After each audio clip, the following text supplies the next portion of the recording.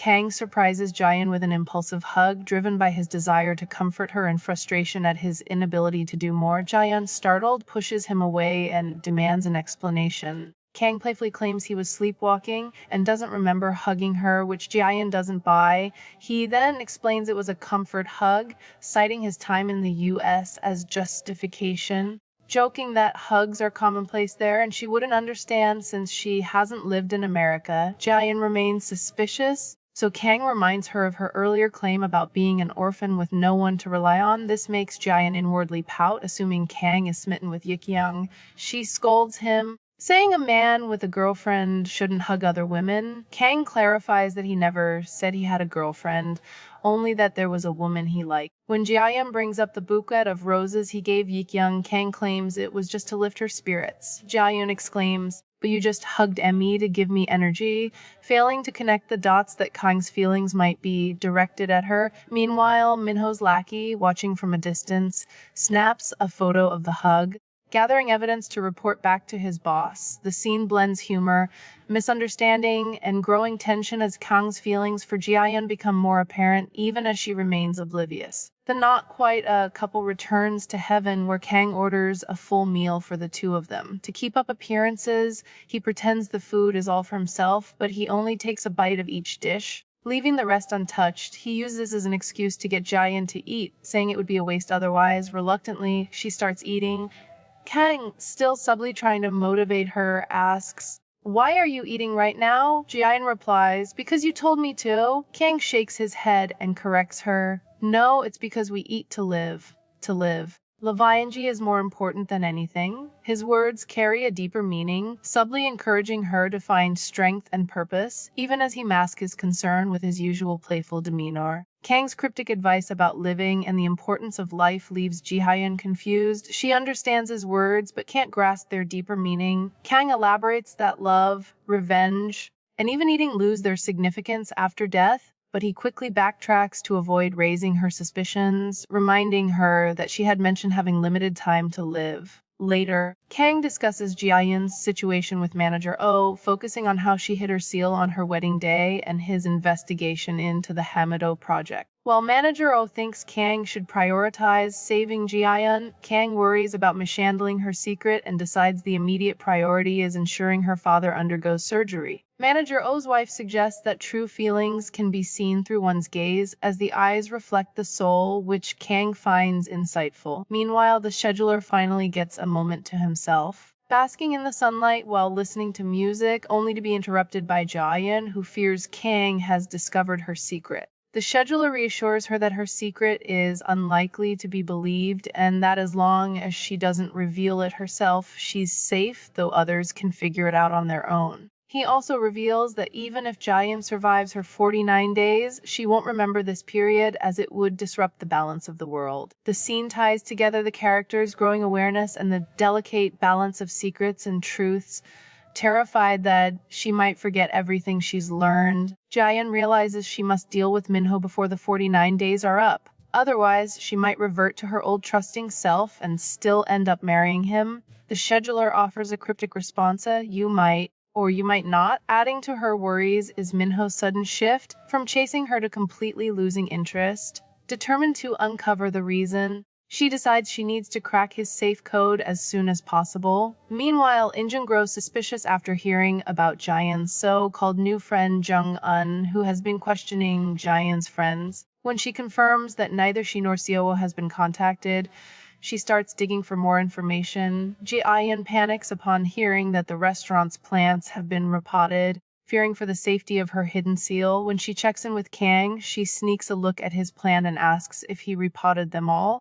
Sensing her concern, he lies, reassuring her that the pot will remain untouched. Her obvious relief makes him smirk. Kang then proudly declares, "I'm a man too, you know," which immediately reminds Ji-hyun of their recent hug. Flustered, she tries to leave, but Kang insists she stay. To break the awkward silence, she asks about a ceramic box on the table. He quickly changes the subject. It holds her seal and bracelet, and suggests they leave together. In his hurry, he grabs her hand, then awkwardly covers it up by calling it a hand-clawed clasp of encouragement. Oh, meanwhile, Minho's minion updates him on Ji-hyun's latest activities, complete with photos. Fueled by jealousy, Minho heads to Haven that night and sees Kang and Week-young walking out together. To his horror, they literally fall into each other's arms, by accident. But still, he calls out angrily, and while Kang steps forward to intervene, Ji-hyun stops him. Though reluctant, Kang backs down this time. When Minho jealously accuses her of taking Kang's side, Ji-hyun fires back. Any woman with good judgment would naturally choose Hen Kang over you. I was foolish and blind to character, which is why I fell for you. Minho presses her about why she was in Jinan with Kang, and Ji-hyun calmly tells him that she knew he would return. His cold act was just his way of convincing himself he was done with her. She assures him that she hasn't exposed his scheme or his connection to In-jung to anyone. From a distance, Kang watches as Minho leads her to his car, fists clenched, wondering what she could possibly need from him. Minho takes Ji-hyun to a bar, now calmer and showing concern for her health. Recalling her blackout in Jinan, she claims to have narcolepsy, adding to the list of characters in this drama with serious sleep issues or using them as excuses. She brings up the restaurant he used to take his mother to, expressing a desire to go again. Though reluctant to talk about his mother, Minho eventually shares that she's been hospitalized for years, revealing to Ji-hyun that the woman at their engagement was an imposter. Sensing his emotional vulnerability, she gently places a hand on his in sympathy. When she refuses to let him take her home, Minho doesn't push, but secretly orders his minion to follow her. The scheduler appears on the bus, teasing Ji-hyun about her follower and joking, "Are you shooting a Bourne movie?" She recognizes the minion as her father's driver and Minho's friend. Realizing she's being tracked, panicked, she wonders what to do, but the scheduler playfully suggests we'll just have to become Matt Damon and Franka Potente.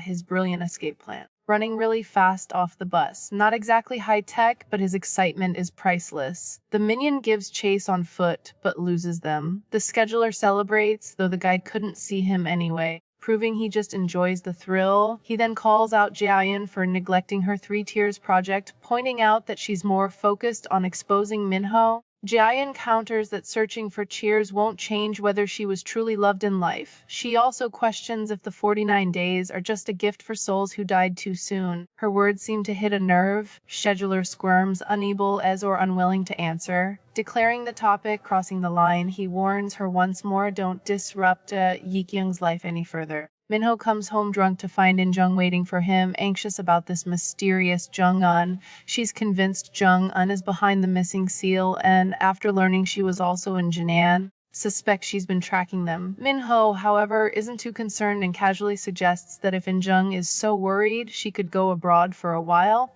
Offended, she accuses him of trying to push her away. He admits he likes Yi-kyung but insists she isn't the real issue. Their relationship was falling apart long before she came into the picture. He reminds In-jung of the exact date she first pitched the destroyed Ji-hyun plan to him, his birthday, October 5, 2009. Since then, their relationship became all about strategy, studying Ji-hyun's personality, habits, and family to manipulate her. For 2 years, what we had was business, not love. Cold as it sounds, he's not entirely wrong. Ji-hyun's spirit struggles to leave Yi-kyung's body, a recurring issue since the Jinan trip.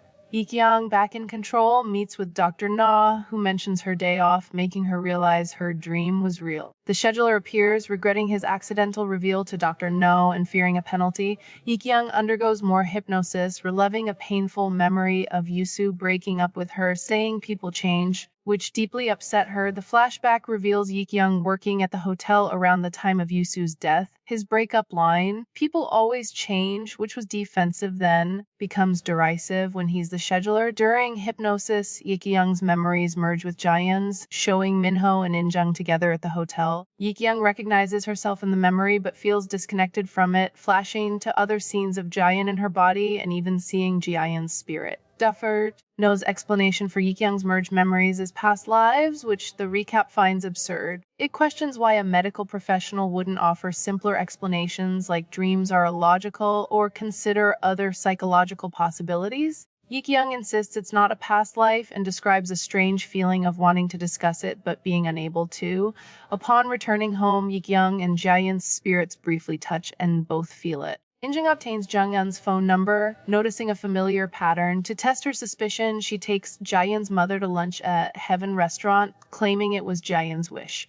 Kang, thinking Ji-hyun would like to see her mother, also calls her there. The plan is to see if Ji-hyun's mother recognizes Ji-hyun as Jung-eun. Kang, however, doesn't explain his reasoning to Ji-hyun, leading to a potentially awkward situation. Upon Ji-hyun's arrival, her mother calls Ji-hyun Jung-eun, revealing Ji-hyun's past identity and baffling everyone. Ji-hyun flees and In-jung pursues her, demanding an explanation for the name change and why she pretended to be Ji-hyun's friend, accusing her of lying. Kang, realizing Ji-hyun's distress, intervenes, confirming Ji-hyun's story. He claims Jung-eun is a nickname and dismisses In-jung's concerns. He then confronts In-jung, questioning her motives for involving Ji-hyun's mother and revealing he knows about her affair with Min-ho. He calls her shameless and warns her to be careful, allowing them to defuse the situation with Ji-hyun's mother. Kang innocently asks Ji-hyun if she was truly friends with Ji-hyun, explaining that's why he saw similarities between them. Ji-hyun questions his intervention, and he says he owes Ji-hyun and that she always helped others. He sensed she was in trouble. He then reveals his dislike for In-jung and asks if Ji-hyun knew about In-jung and Min-ho's relationship, which she confirms. Anticipating In-jung's retaliation, Ji-hyun calls Min-ho first, arranging a later meeting.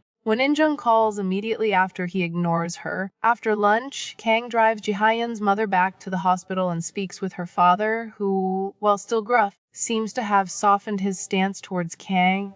Kang tells Ji-hyun's father about his own mother's death, which he learned of a year later after she'd sent him abroad without revealing her illness or divorce. He argues that he still does understand his mother's choices and asks how Ji-hyun would feel waking up to find her father dead because she prevented his surgery. Ji-hyun reveals her double identity to Min-ho, explaining her initial friendliness and subsequent hatred were due to his relationship with In-jung. Min-ho is stunned. In-jung arrives to expose Ji-hyun but is too late. Min-ho, overwhelmed, dismisses In-jung and her concerns by revealing her past connection to Ji-hyun. Ji-hyun fears she's lost her ability to gather information from Min-ho, at least while in Ji-hyun's body, thus jeopardizing her father's health. Seeing Min-ho leave his building hurriedly, she wants to follow him but hesitates, concerned about leaving Ji-hyun's apartment door open for her spirit to travel. Ultimately, Ji-hyun decides to wait for Ji-hyun's sake. This proves wise as Ji-hyun awakens and is relieved to find her door closed, just as she'd left it. Min-ho questions Kang about his knowledge of Ji-hyun's connection to Ji-hyun. He argues that if Kang had been upfront, they could have avoided complications. Kang counters that he trusted Min-ho's love for Ji-hyun and then admits his own feelings for her. As Ji-hyun's spirit prepares to leave, she finds herself unable to due to growing concern for Ji-hyun. Instead, she follows Ji-hyun to a church where she sits alone. Ji-hyun reflects on their shared loneliness, hers stemming from not being able to connect with loved ones as herself, and Ji-hyun's from seemingly having no one to meet.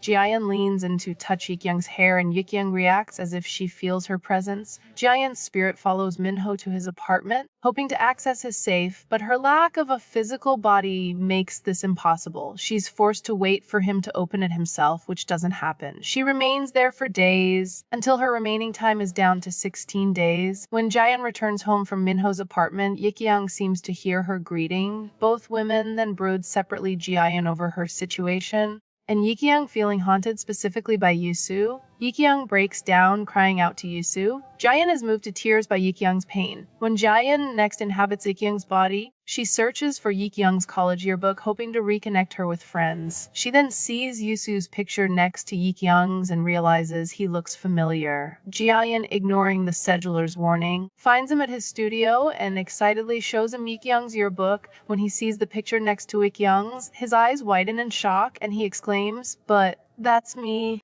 Ji-hyun starts to piece things together and confronts the scheduler with a graduation photo of him, revealing he's Yoo-soo, Ji-hyun's boyfriend. Shocked, he stammers, recognizing himself in the photo. Ji-hyun continues, telling him about their love, providing a birthday card as proof, and mentioning Ji-hyun still mourns him. The scheduler is stunned, realizing he loved Ji-hyun. But the oddity of the situation hits. He's talking about her in the third person while her body is right there. The scheduler is initially shocked but denies that Ji-hyun could be the woman he loved. Ji-hyun reminds him that he mentioned having unfinished business, possibly with Yi-kyung. His memory fails and he spirals into denial. After a moment, he humorously asks if he borrowed his face, to which Ji-hyun, still naive, asks if that's even possible. He then wonders why Ji-hyun is the one who found him, believing something went wrong, while Ji-hyun suggests he simply appears before Yi-kyung to confirm everything, though the scheduler worries it might give her a heart attack. The scheduler dismisses Ji-hyun's suggestion to appear before Yi-kyung, explaining there's a failsafe that prevents him from showing his true face to anyone from his past life. Ji-hyun insists he should try anyway, as it's his unfinished business, but he denies it's about Yi-kyung, suggesting it could involve his parents or revenge. Ji-hyun, frustrated, reminds him he's an orphan and tells him to stop denying the truth. Their argument escalates, and he asks for time to think. On her way out, Ji-hyun expresses her anger, upset that he doesn't remember Yi-kyung, and defends her Unnie, showing how much she's grown attached to Yi-kyung. Meanwhile, the scheduler reflects on moments with Yi-kyung that felt oddly significant. He contacts Biker Granny to ask about his Reaper wish, but she scolds him. He mutters about her, still feeling unsure about everything. As Ji-hyun walks, she reflects on Yi-kyung's sorrow and wonders if anyone will remember her after she's gone. She regrets wasting 3 days at Minho's place and thinks about Kang-e, whom she misses. Checking her phone, she finds no messages from him, concluding he's not worried but angry instead. Minho learns from his lackey that Yi-kyung has been living off the grid since her boyfriend's death, which explains why Ji-hyun and Kang have helped her. He then meets In-jung, who confronts him about Kang and Yi-kyung knowing their plan. Minho's response is that he trusts them and plans to continue seeing Yi-kyung. This doesn't sit well with In-jung, who reacts by crying and accusing him of not loving her anymore. Minho coldly explains he can't control his feelings. In-jung, now with nothing to lose, threatens to expose him to Jaehyun's parents if he keeps seeing Yi-kyung. She's furious and ready to cause trouble, and it's clear she's no longer holding back. In-jung starts investigating Yi-kyung's online alias, Jung-un, and discovers that Jung-un died a year ago, threatening the credibility of their cover story. Meanwhile, Kang looks into the Haemido project and uncovers a suspicious shell company involved in buying the land. He also sends manager Oh to investigate the 49-day participants, but finds nothing. When Ji-hyun returns, Kang isn't angry at all. He even covered for her, saying she was on a trip and is just happy to see her back without pressing for explanations. On her way out to take a call from In-jung, Ji-hyun drops a letter she wrote to her dad when she was considering giving up on her 49 days. Kang picks it up, intrigued. Later, Ji-hyun meets In-jung, who confronts her about pretending to be her friend with an ulterior motive. Ji-hyun in turn asks In-jung why she went so far to hurt her, and In-jung reveals it was because she wanted Ji-hyun to experience what it feels like to have nothing, just like her. At Heaven, Kang reads Ji-hyun's letter and realizes she knows about her father's condition and his refusal to undergo surgery. He reflects on when she quit and left, finding her resignation letter, which reads, "I was wandering alone in an endless desert, and then I found the Aces, like Hang Kang, boss, thank you. On my final path, you were my only friend. A friend called Song Yi-kyung." He understands that Ji-hyun intended to say goodbye forever and reveal everything to her dad. He rushes upstairs. In-jung arrives shortly after, looking for Kang, and is directed to his office. There, she sees the letter on his desk, reads it, and notices the familiar smiley face at the end, which is Ji-hyun's handwriting. She copies the letter to take with her. Kang, dressed in another suit, hurriedly leaves. In-jung returns home and compares Ji-hyun's resignation letter to her old cards from Ji-hyun. She notices they're signed the same way, with a smiley face, and starts to suspect something, though she tries to dismiss it. Kang visits Ji-hyun's dad again to convince him to undergo surgery. He suggests that Ji-hyun's spirit might still be wandering and could be watching over him, worried that her father's refusal to get surgery could make Ji-hyun want to give up on life. This idea shakes Ji-hyun's dad, who asks Kang if he has feelings for Ji-hyun. Kang denies it, saying she's not his type, and continues to urge him to reconsider. Ji-hyun's mom watches, teary-eyed and grateful for Kang's persistence. Meanwhile, Minho visits his mother in the hospital but can't bring himself to enter. He watches her from a distance, and when she calls out his name, he hides, unable to face her. Tears fall as he listens to her voice but stays hidden, unwilling to meet her. Kang meets Ji-hyun for a date, and after asking if she has any more secrets, tells her to quit working at Heaven if she plans to keep seeing him. Just when it seems like he might soften, his controlling nature shines through, reminding us why he's the antagonist. Ji-hyun doesn't respond directly, but instead suggests they go back to his mother's favorite restaurant, hoping to get him to open up about his mom. She manages to learn his mother's birthday. That night, when Ji-hyun's soul leaves her body, she tells Yi-kyung she'll get the scheduler to visit her and expresses hope that they can meet again if Yi-kyung gets a second chance at life. She promises to make Yi-kyung less lonely. Yi-kyung senses someone's presence and looks around cautiously. Yisu, in a mystical disguise, stalks Yi-kyung outside the coffee shop, unable to resist watching her. Eventually, he goes inside to order a coffee, but as he waits, he starts to doubt his actions. His ego kicks in when he notices two girls in short skirts and thinks he would have loved someone like them, but quickly dismisses them as not his type. His focus shifts back to Yi-kyung, and despite his attempts to rationalize, he can't shake the strange feeling he gets when he's near her. After paying for his coffee, he leaves, still unsure of what's going on, and wonders aloud if they're really fated to cross paths, since she doesn't recognize him. In the morning, Ji-hyun repairs the hole in Yi-kyung's bag and puts her belongings back inside, only to realize she's lost her letter to her dad. Panicking, she worries someone might have found it and delivered it to him. Meanwhile, at the hospital, Ji-hyun's parents receive the letter. Her necklace flares up and shatters, causing her soul to leave Yi-kyung's body, and the scheduler appears in a black suit, telling her 49 days are over. However, this is just her imagination, as things can't end that way. We know Kang has the letter, and Ji-hyun's dad reflects on Kang's words, wondering if Ji-hyun is truly watching over him. In-jung digs deeper into Ji-hyun's past, asking the housekeeper about Jung, and the housekeeper was how close Ji-hyun and Jung-in must have been, as Ji-hyun knew that her mom doesn't eat ox bone soup. In-jung starts to realize that her hunch might be right, wondering if Ji-hyun could actually be connected to Jung-in. This realization makes the situation much more intriguing. Meanwhile, Ji-hyun's dad decides to go ahead with the surgery, and when he announces it at the hospital, Mom calls Kang to thank him for his role in convincing Dad. Kang is thrilled and immediately calls Ji-hyun to rush to work, citing an emergency. Ji-hyun heads to the hospital to check if the letter has been delivered. When she sees her mom, she learns that there hasn't been a letter, but Dad has decided on surgery. Relieved, Ji-hyun asks what changed his mind. Mom reveals that Han Kang had a part in it, and speculating has feelings for Ji-hyun, pointing out the bouquet of pink roses he's kept fresh all this time. Ji-hyun, moved by her mom's support, rushes out after Kang's phone call, pausing in the hallway to bow in gratitude. In-jung sees her and confirms with Ji-hyun's mom that Jung-in knows about Dad's surgery. In-jung begins to question why she keeps sensing Ji-hyun's presence in Yi-kyung. At work, Kang is pacing, waiting for Ji-hyun.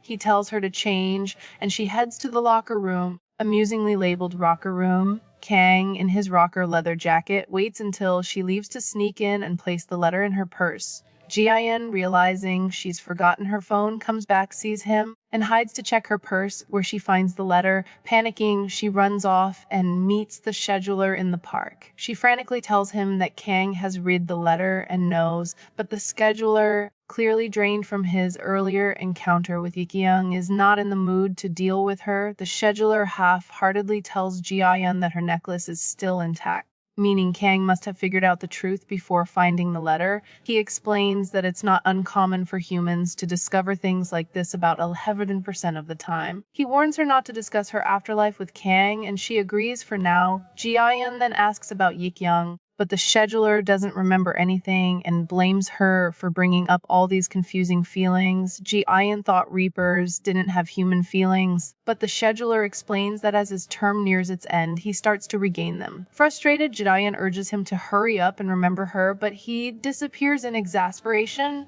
As Ji-hyun walks back, she starts putting everything together. She realizes that Kang must have figured it out, and his awkward sweetness, his bad excuses, it was all him being there for her without letting on. She even puts together that the girl he likes, the flowers, the hug, It's all because he likes her, not Yi-kyung. Finally, Kang is pacing anxiously, losing his mind over not knowing what's going on. He starts talking to himself and finally shouts, "We're Ario." Right as Ji-hyun appears, in his adorable worry, he asks her to please tell him where she's going next time so he doesn't go crazy. Ji-hyun asks what the emergency is, and he tells her that Ji-hyun's dad is getting surgery. Ji-hyun replies that she already knows, as she stopped by the hospital on her way in. She thanks him on behalf of Ji-hyun for convincing her dad to go through with the surgery, and Kang responds, "Shin Ji-hyun is my friend too." Ji-hyun smiles and says, "Shin Ji-hyun is quite lucky. She's got two people insisting they're her friends." Ji-hyun, holding back what she knows, smiles at Kang gratefully with tears in her eyes. He looks at her curiously, but is interrupted by another waiter he had sent on a secret errand. Meanwhile, Kang confronts Minho over drinks, admitting that he knows about Minho's plans involving Haemido and Ji-hyun's father's company. Minho realizes that Kang has been investigating him and stops being polite. He doesn't deny anything, and when asked why Ji-hyun and her family, he casually says they're just unlucky. Minho argues that they're unlucky now the same way he was unlucky to be born into his station. Kang counters that no matter how bad things were for Minho, he can't take it out on innocent people who have done nothing wrong. Minho scoffs, saying that a privileged person like Kang can't understand what life is like on the other side. He opens up about his childhood, describing it as poor and destitute. He bitterly recalls the day his father died, calling it the best day because it meant they wouldn't be beaten anymore. Minho explained his fight isn't against Ji-hyun or her family, but against fate itself or any higher power that determined his life. He wanted to change his fate with his own hands, essentially playing God. While his traumatic childhood explains some of his motives, it doesn't make his actions any more justifiable or sympathetic. This is simply how Minho rationalizes his reasoning and crazy plans. Kang expresses sympathy for Minho's painful past, but makes it clear that he won't let Ji-hyun and her family lose everything because of him. Minho accepts the challenge with a confident smile, dismissing Kang as no threat. The tension is palpable as they prepare for their showdown. In-jung shows Yi-kyung's resignation letter to Seo-woo, who immediately recognizes it as Ji-hyun's handwriting. Concerned, In-jung asks Seo-woo if she believes in ghosts or souls inhabiting other bodies. In-jung then approaches Minho with the letters, asking him to investigate her suspicion. She insists that it's not out of jealousy, despite it sounding crazy, and urges him to meet Yi-kyung to confirm her theory. Ji-hyun is caught off guard by Dr. No, who visits to inquire why Yi-kyung has been skipping her hypnotherapy sessions. He notices the changes in her appearance, but Ji-hyun quickly tries to act like Yi-kyung and rushes inside to avoid suspicion. The next day, Ji-hyun tries to break into Minho's apartment again to access the safe, but he's changed the front door lock code, blocking her from getting in. Minho calls her for a date, and although he dismisses In-jung's theory as crazy, he notices her shoes when she gets into the car. They're the same ones she wore when she discovered him with In-jung, and he recalls picking up a bead that had fallen off them. Minho takes Ji-hyun shopping for new shoes, insisting she throw the old ones away, but his minion secretly picks them up. At home, Minho compares the bead he picked up earlier to the shoe and finds it's a perfect match. He waits outside Yi-kyung's place that night, and when she heads to the coffee shop, he follows her. Once inside, he confronts her, calling out, "Song Yi-kyung-shi." She responds, "Yes, Kang Minho-shi," leaving him stunned and confused. Minho approaches the counter and calls Yi-kyung by her name, which surprises both of them. Yi-kyung is startled, unsure why she recognizes him. He asks her if she knows him, but she quickly dismisses him and turns away. Just as Minho presses further, Dr. No arrives and intervenes, calling Yi-kyung by name and sending Minho away. Despite this, Minho remains suspicious, wondering if Yi-kyung is actually Shin Ji-hyun or someone else. After Minho leaves, Yi-kyung sits down with Dr. Na, who asks if she recognizes him. She responds ambiguously, acknowledging that she doesn't know him but feels he's bad news.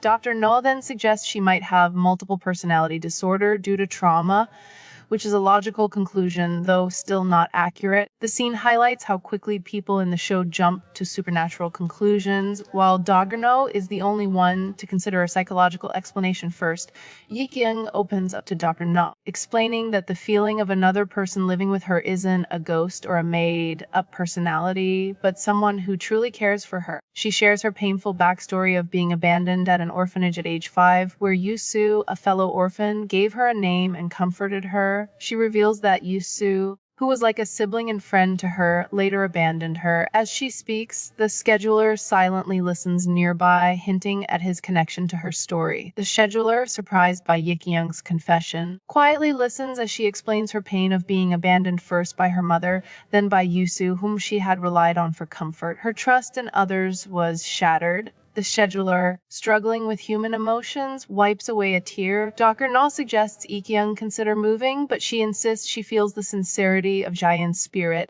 Meanwhile, Ji-hyun starts feeling weak. Likely due to the increasing closeness of people to the truth, Minho returns home to find In-jung pressing him about whether Ji-hyun is really Ji-hyun. He denies it, trying to convince himself as much as her. Before dismissing her and going inside, Minho is left confused after his interaction with In-jung, repeatedly questioning the situation while staring at his engagement photo. Ji-hyun, eager for Ji-hyun to go to bed early, subtly hopes to keep things on track for her father's surgery. Ji-hyun seems to send Ji-hyun's request and goes to bed. Meanwhile, Ji-hyun runs into Kang, who insists on taking her to the hospital. He awkwardly tries to hide his concern, jokingly claiming she'll be bored if she doesn't go with him. His comments about her not being their daughter and In-jung's potential spiteful actions add to the tension. Ji-hyun denies dating Kang, but he quickly shoots back, teasing her to stop pretending. It's an adorably awkward exchange full of unresolved feelings. Kang takes Ji-hyun to the hospital to see her dad before his surgery. He's moved by her loyalty to her friends and asks her to visit often after Ji-hyun wakes up, hinting that he might not always be there to do so himself. Ji-hyun, moved by the moment, asks if she can hug him. She hugs him gently, patting his back, which catches him off guard with its warmth. Overcome with emotion, Ji-hyun quickly rushes out into the hallway, unable to hold back her tears.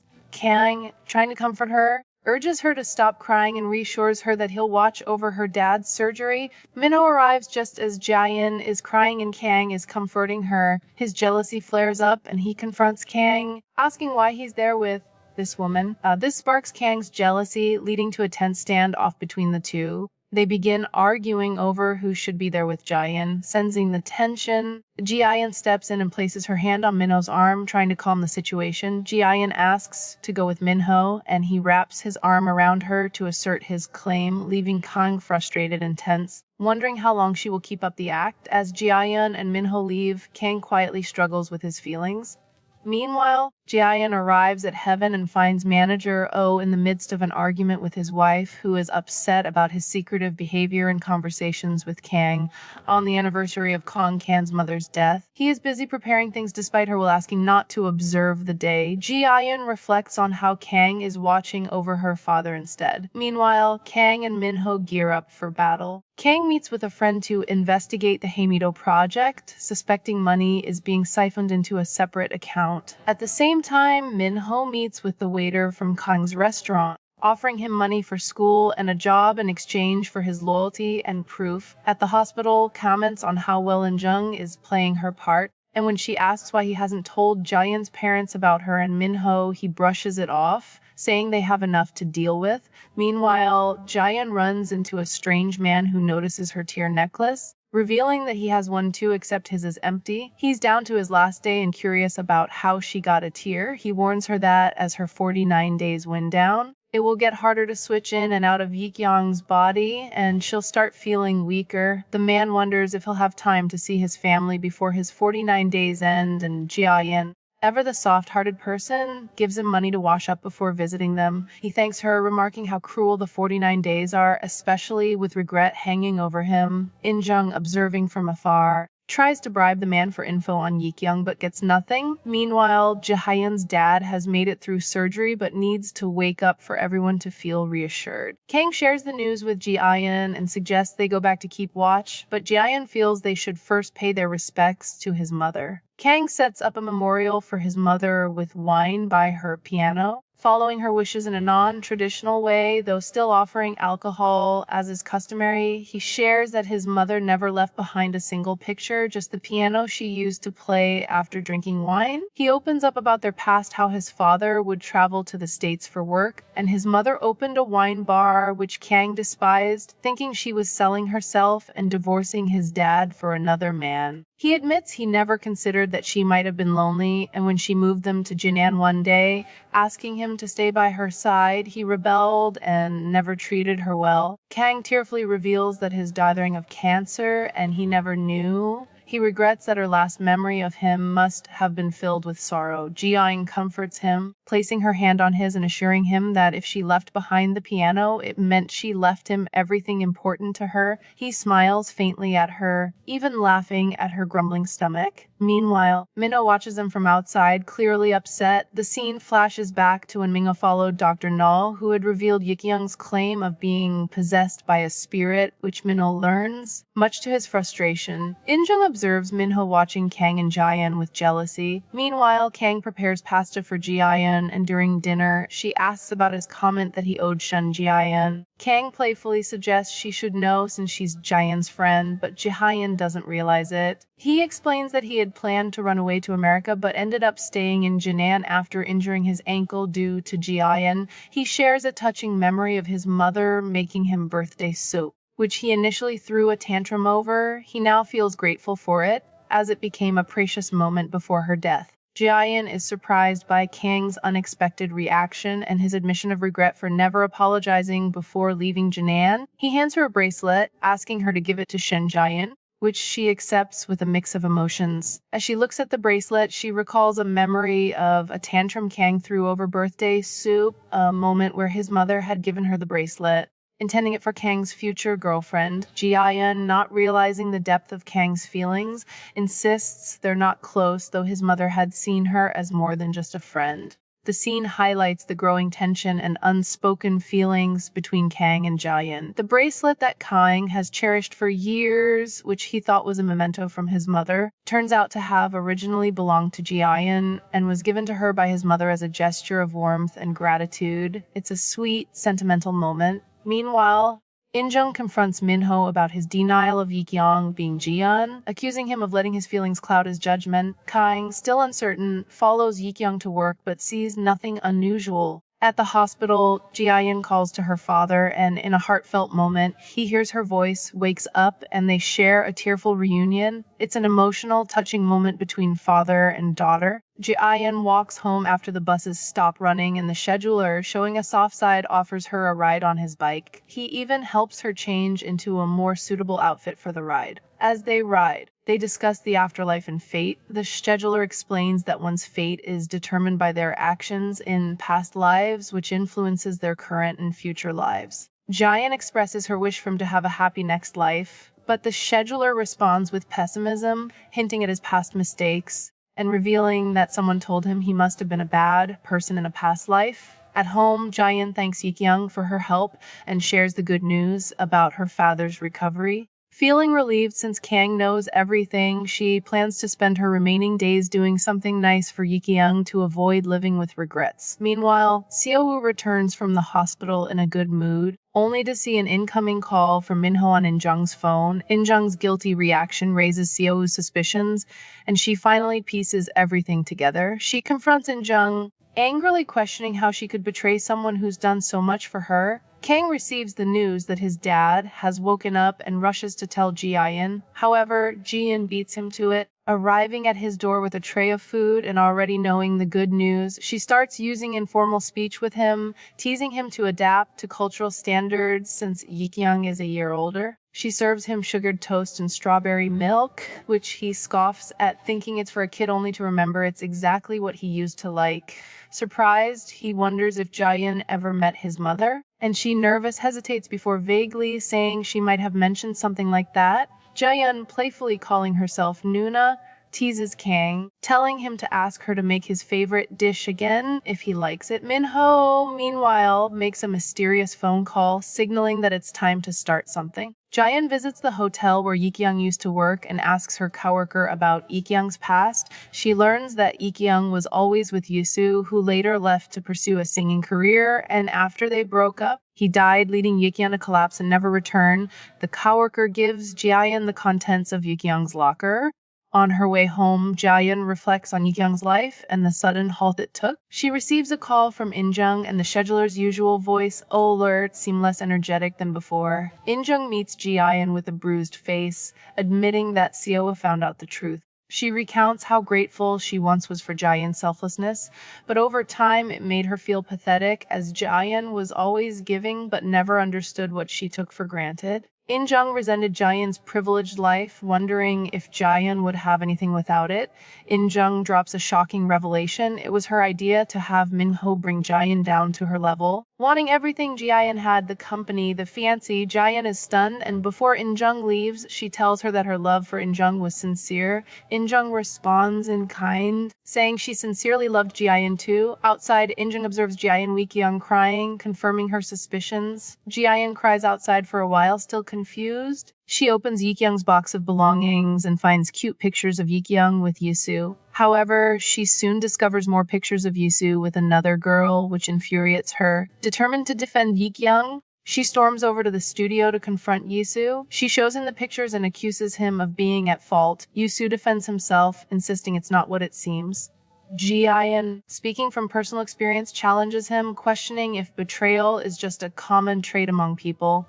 The argument escalates into a typical couple's fight, where he repeatedly denies it, and she retorts that just because it isn't exactly what it looks like, it doesn't mean it's nothing. Yusu's memory is triggered when Ji-hyun accuses him again. He screams, "It's not! Song Yi-kyung! Why won't you believe me?" He begins to see past Yi-kyung before him, and the line between past and present blurs. He relives the same argument they had when he was alive over the same photo, with Yi-kyung saying the exact words Ji-hyun just spoke. Ji-hyun is shocked as she realizes what's happening. After a moment of confusion, Yusu finally understands. It dawns on him that he remembers.